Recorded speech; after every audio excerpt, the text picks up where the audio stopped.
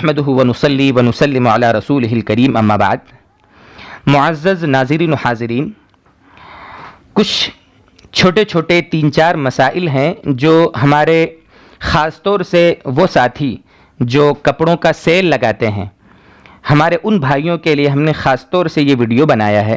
اس لیے ان سے خاص طور سے درخواست ہے کہ وہ ان مسائل کو سمجھیں. چونکہ کاروبار کا مسئلہ بڑا اہم ہوتا ہے، کمائی کا مسئلہ انتہائی زیادہ اسلام میں اہمیت رکھتا ہے.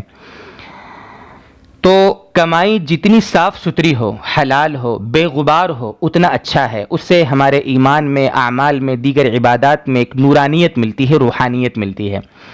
اس لیے سب سے پہلی بات تو یہ ہے کہ جب بھی ہم کہیں پر کپڑے کا سیل یا دکان لگائیں تو بینر بنانے میں ایک بات کا دھیان رکھیں کہ بینر پر تصویر جاندار کی نہ ہو. بہت سے ہمارے جو ساتھی ساڑی والے ہوں تو وہ ساڑی والی عورت کی تصویر بینر میں لگا دیتے ہیں، تھیلی پر جو کیری بیگ ہوتا ہے اس پر لگا دیتے ہیں. یا اگر ریڈی میڈ کی دکان ہے تو چھوٹے بچے اور بچیوں کے فوٹو اچھے کپڑے پہنے ہوئے وہ بینر پہ لگا دیتے ہیں، کیری بیگ پہ لگا دیتے ہیں. تو اس کا دھیان رکھیں کہ ہماری ایڈورٹائزنگ میں، ہمارے بینر میں جاندار کی تصویر نہ آئے. اس کا بہت دھیان رکھیں، ورنہ آپ جانتے ہیں کہ جاندار کی تصویر بلا ضرورت، بغیر مجبوری کے جاندار کی تصویر یہ جائز نہیں ہے. اس کا دھیان رکھیں، پہلی بات.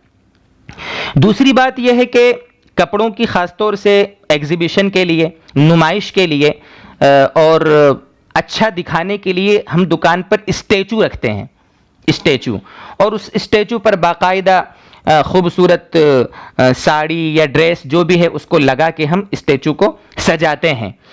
تو اسٹیچو میں ایک بات دھیان رکھیں کہ اسٹیچو میں سر ہمارا نہیں ہونا چاہیے، یعنی سر جو کچھ ہوتا ہے نا، سر لگا ہوا، وہ بغیر سر والا اسٹیچو ہو، پہلی بات. دوسری بات، اگر اسٹیچو میں سر نہیں ہے، بہت اچھی بات ہے، عورت کا اسٹیچو ہے تو اس کے جو جسم کے دیگر مطلب اعضاء ہیں وہ کھلے طور پر نظر نہیں آنا چاہیے، ان کو ڈھانپنا چاہیے. اس طرح اسٹیچو کو رکھنا چاہیے.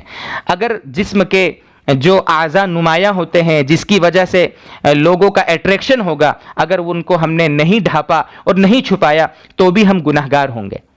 اس لیے اسٹیچو کے بارے میں 2 چیزوں کا دھیان رکھیں. ایک تو اسٹیچو کا سر نہ ہو، اور دوسرا سر، اگر عورت کا اسٹیچو ہے تو سر کے علاوہ، یعنی سر نہ ہونے کے ساتھ ساتھ اس کا جسم کا ڈھکا ہوا ہونا بھی ضروری ہے، اعضاء کا. اس کا دھیان رکھیں.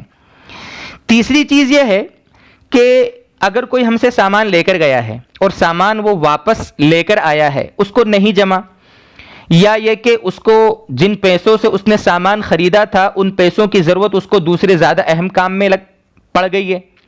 مان لو اس کے گھر میں بچہ بیمار ہو گیا، اس کو دوسری ضرورت پیش آ گئی، وہ آپ سے جو ڈریس لے گیا تھا واپس لایا ہے اور آپ سے کہہ رہا ہے کہ بھئی آپ واپس رکھ لو، ہمیں ہمارے پیسے دے دو. تو اسلام کا حکم اس سلسلے میں یہ ہے، اور اسلام کا طریقہ یہ ہے کہ جو مال وہ لے کر آیا آپ اس کو رکھ لو. حدیث پاک میں آتا ہے کہ جو شخص کسی شرمندہ شخص کو، من اقال نادمن، حدیث پاک میں ہے، من اقال نادمن بیعته اقال اللہ عثراته یوم القیامہ، او کما قال النبی صلی اللہ علیہ وسلم. جو شخص کسی شرمندہ اور پشیمان شخص کا سودا کینسل کر دے، وہ آیا ہو اور اس کا سودا ہم کینسل کر کے اس کے پورے پیسے دے دیں، جو مفہوم ہے روایت کا، تو آخرت میں اللہ تبارک و تعالی اس کے گناہوں کو، اس کی لغزشوں کو معاف فرمائیں گے. تو بڑی فضیلت ہے. تو اس فضیلت کو حاصل کرنے کے لیے ہم چاہیے کہ ہم اسے اس کے پیسے واپس دے دیں اور اپنا سامان رکھ لیں. ٹھیک ہے. البتہ اگر وہ ہم سے جو سامان لے کر گیا ہے اس سامان میں کچھ خرابی پیدا کر کے لے آیا، خامی پیدا کر کے لے آیا، کوئی نقصان کر کے لے آیا، تو اس نقصان کے بقدر پیسے ہم اس میں سے مائنس کر کے اس کو پیسے واپس کر سکتے ہیں. علماء نے اس کی گنجائش دی ہے، کوئی حرج نہیں ہے. اور اگر جیسا لے گیا تھا ویسے واپس لایا ہے تو اس کو پورے پیسے اس سامان کے واپس دینا ضروری ہے، اس میں سے ہم کم نہیں کر سکتے. ٹھیک ہے. یہ تیسرا مسئلہ. آج کل تھیلیوں پر بھی لوگ لکھ دیتے ہیں، دکانوں پر بھی لکھ دیتے ہیں کہ نو ایکسچینج، نو ریٹرن، نو ریپلیسمنٹ. یہ سب چیزیں اسلام کی روح کے خلاف ہے. بیچا ہوا مال واپس نہیں ہوگا، یہ غلط ہے. بیچا ہوا مال واپس ہو جائے گا، اس طرح لکھیں. بلکہ یہ لکھیں کہ واپس ہو جائے گا بیچا ہوا مال.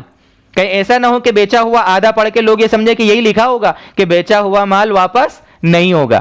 ایسا نہیں ہے. بیچا ہوا مال واپس ہو جائے گا، اس طرح اپنی تھیلیوں پر لکھیں اور اس کا رواج ڈالیں۔ چوتھی بات اسی ضمن میں وہ یہ کہ نفع کی، پروفٹ کی کوئی حد شریعت نے متعین نہیں کی ہے۔ آپ 2 روپے کی چیز 10 روپے میں بیچیں، جائز ہے، فتوے کے روح سے کوئی دقت نہیں ہے۔ البتہ یہ مروت کے خلاف ہے۔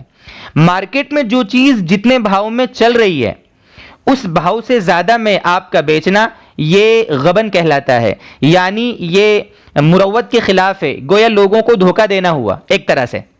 اس لیے مارکیٹ میں جو چیز جس ریٹ میں جس رینج میں چل رہی ہو آپ اسی ریٹ میں اسی رینج میں چلائیں، یہ بہتر ہے۔ ورنہ تو آپ کی چیزیں آپ کتنے میں بیچیں، شریعت میں نفع کی کوئی حد متعین نہیں ہے۔